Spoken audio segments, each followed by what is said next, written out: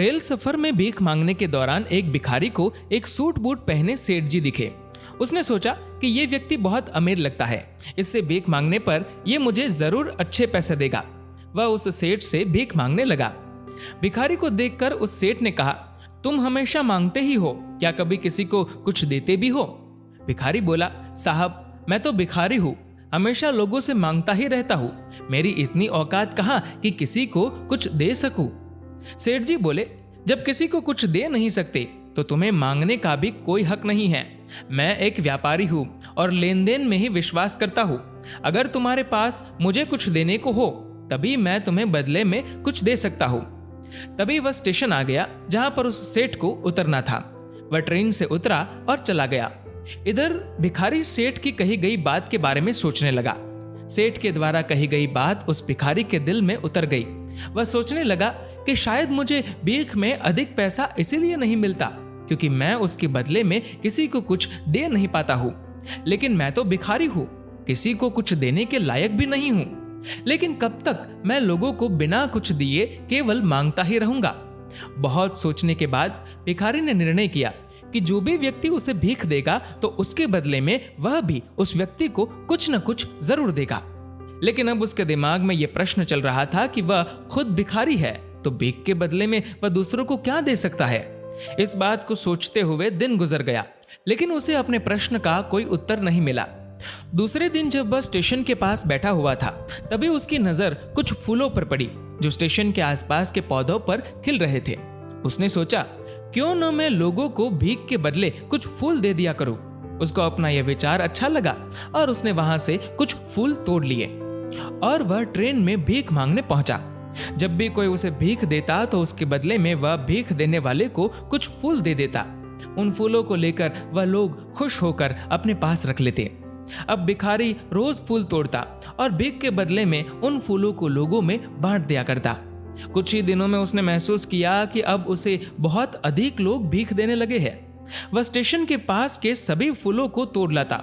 जब तक उसके पास फूल रहते तब तक उसे बहुत से लोग भीख देते थे, लेकिन जब फूल बांटते बांटते खत्म हो जाते तो उसे भीख भी नहीं मिलती थी। अब रोज ऐसा ही चलता रहता था। एक दिन जब वह भीख मांग रहा था तो उसने देखा कि वही सेठ जी ट्रेन में बैठे हैं, जिसकी वजह से उसे भीख के बदले फूल देने की प्रेरणा मिली थी। वह तुरंत उस व्यक्ति के पास पहुंच गया और भीख मांगते हुए बोला, आज मेरे पास आपको देने के लिए कुछ फूल है, आप मुझे भीख दीजिए, बदले में मैं आपको कुछ फूल दूंगा। सेठ ने उसे भीख के रूप में कुछ पैसे दे दिए और भिखारी ने कुछ फूल उसे दे दिए। उस सेठ को ये बात बहुत पसंद आई। सेठ जी बोले, वाह क्या बात है, आज तुम भी मेरी तरह एक व्यापारी बन गए हो। इतना कहकर फूल लेकर वह सेठ स्टेशन पर उतर गया। लेकिन उस सेठ द्वारा कही गई बात एक बार फिर से उस भिखारी के दिल में उतर गई। वह बार बार उस सेठ के द्वारा कही गई बात के बारे में सोचने लगा और बहुत खुश होने लगा। उसकी आंखें अब चमकने लगी। उसे लगने लगा कि अब उसके हाथ सफलता की वह चाबी लग गई है जिसके द्वारा वह अपने जीवन को बदल सकता है।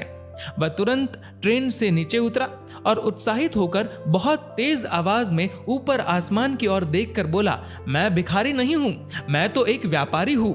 मैं भी उस सेठ जैसा बन सकता हूं, मैं भी अमीर बन सकता हूं। लोगों ने उसे देखा तो सोचा कि शायद यह भिखारी पागल हो गया है। अगले दिन से वह भिखारी उस स्टेशन पर फिर कभी नहीं दिखा। एक वर्ष बाद इसी स्टेशन पर दो व्यक्ति सूट बूट पहने हुए यात्रा कर रहे थे। दोनों ने एक दूसरे को देखा तो उनमें से एक ने दूसरे से हाथ मिलाया और कहा, क्या आपने मुझे पहचाना?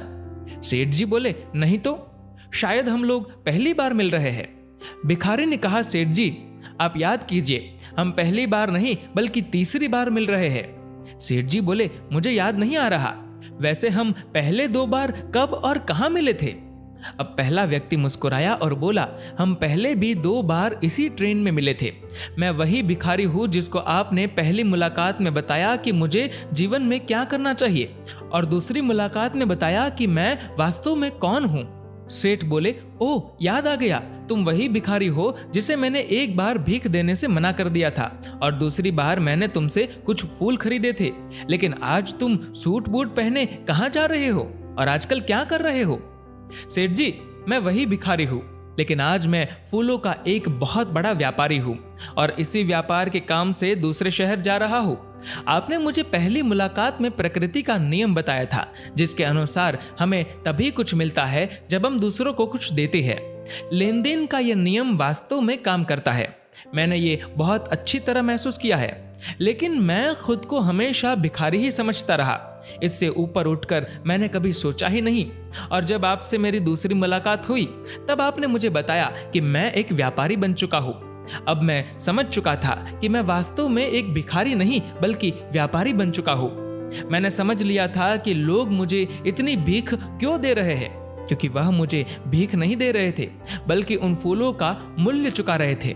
सभी लोग मेरे फूल खरीद रहे थे क्योंकि इससे सस्ते फूल उन्हें कहाँ मिलते। मैं लोगों की नजरों में एक छोटा व्यापारी था, लेकिन मैं अपनी नजरों में एक भिखारी ही था। आपके बताने पर मुझे समझ आ गया कि मैं एक छोटा व्यापारी हूँ। मैंने ट्रेन में फूल बांटने से जो पैसे इकट्ठे किए थे, उनसे बहुत से फूल खरीदे और फूलों का व्यापारी बन गया। यहाँ के लोगों को फूल बहुत पसंद है और उनकी इसी पसंद ने मुझे आज फूलों का एक बहुत बड़ा व्यापारी बना दिया। स्टेशन आने पर दोनों साथ उतरे और अपने अपने व्यापार की बात करते हुए आगे बढ़ गए। मित्रों, इस कहानी से हमें बहुत कुछ सीखने को मिलता है। कहानी में सेठ जी लो और दो के नियम को बहुत अच्छी तरह जानते थे। दुनिया के सभी बड़े व्यापारी पूंजीपति इसी नियम का पालन करके ही बड़े व्यापारी हुए हैं। दोस्तों, इस वीडियो को लेकर आपकी क्या राय है, नीचे कमेंट करके जरूर बताएगा। और अगर वीडियो अच्छा लगा हो तो इस वीडियो को लाइक करेगा और शेयर करेगा ज्यादा से ज्यादा लोगों तक। और दोस्तों, ऐसे ही और भी इंस्पिरेशनल वीडियोस के लिए सब्सक्राइब करें हमारे यूट्यूब चैनल को और फेसबुक पर फॉलो करें हमारे पेज को। धन्यवाद।